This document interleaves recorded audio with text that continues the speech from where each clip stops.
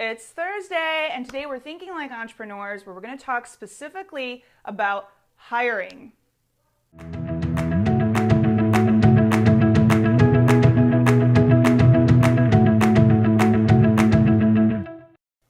Hey, it's Erin Smith, owner and founder of the Starters Club and author of the best-selling book, Master the Start, and welcome to Think Like an Entrepreneur Thursday, where we discuss the mindset shift of going from an employee to an entrepreneur. Today, I want to talk about hiring and three very important factors that you need to understand before you start hiring your first employee.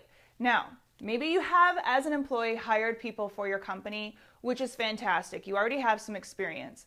But even if you think you got it down, there is a shift when we go from somebody else's business to our own. And there's some really important factors that I want you to understand just before you start hiring. The first one, hire slow, fire fast.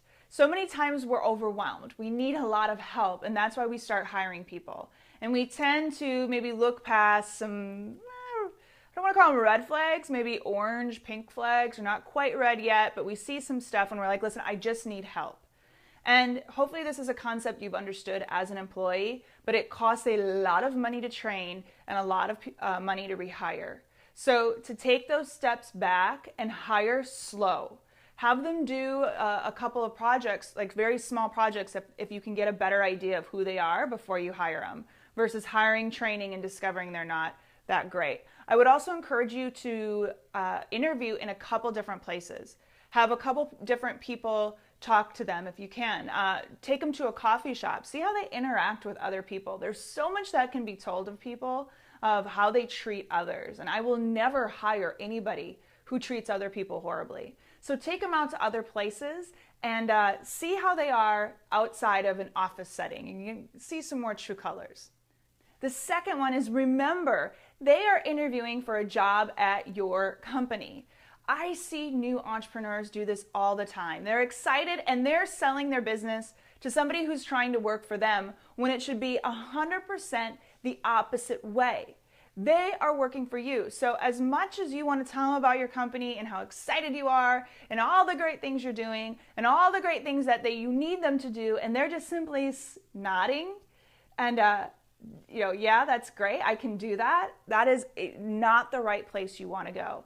One key measure is if you're talking more in the interview than they are, you need to back up and shift that, and they are trying to sell you on them. So remember that. It's I know it seems obvious, but again, entrepreneurs are so excited. They love their business, they love their job. And sometimes, when you're only a shop of two, you feel like you have to sell them more on the concept. But again, they should be selling you. They should be doing the research. They should be able to tell you, here are my skills.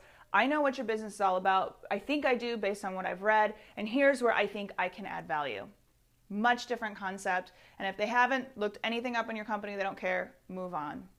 The third concept, and this is after you hire, but be very specific. Write down what you expect of them. Write down what is going to make, from based on their position, a superstar type employee. Because a lot of times people think they're doing a great job, and you think, or as an entrepreneur, you think they're not doing a very great job, and it's not that they're incapable or they are doing poorly, they're just doing poorly at what you expect.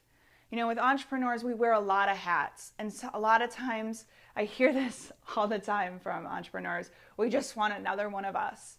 And I'm one, I speak from experience, I make this mistake. I assume people can think like me, I assume people know what I know, and the truth of the matter is, if they were and they thought like me and acted like me and did like me, they'd probably own their own business versus working for me. So it's really important that you say, okay, this is what I expect of you, this is what the position is, this is what, if you want a raise or if you want this, these are the things you have to morph into or work into, all of these different things. It's really, really, really important that you define those. So don't just jump in, show them what to do, and make assumptions. If you're making assumptions anywhere along the hiring process or anywhere along what you think they're going to know or should know, might be treading on some dangerous territory. So be careful, be specific, over communicate if that's what it's going to take. But you're going to have a much greater chance of measuring success. They know where they fall in line, you know where they fall in line, And you can say, listen, this is why you're not doing well, because you need to be doing bup, bup, bup, and you're not. It's a much easier way to communicate. So those are 3 things I can't stress enough. Hiring can be hard, and it's going to make it just a little bit easier. So go a little slower when you're hiring. When they show you the true colors, when they show you can't trust them, don't make excuses. Get rid of them. I know it sounds very harsh, but believe me, knock them out. Second thing is make sure you're letting them pitch you and sell you on hiring them versus making that shift. And third, be very specific about expectations. It's going to make a drastic difference in the success of how your employees work out in your business. So if you have any hiring tips, if you have any questions about hiring, please comment below. I would love to hear from you. As always, thank you so much for watching. And this is Think Like an Entrepreneur Thursday of the Starters Club, where I believe everybody's got it in them to start a business. You just need to get started.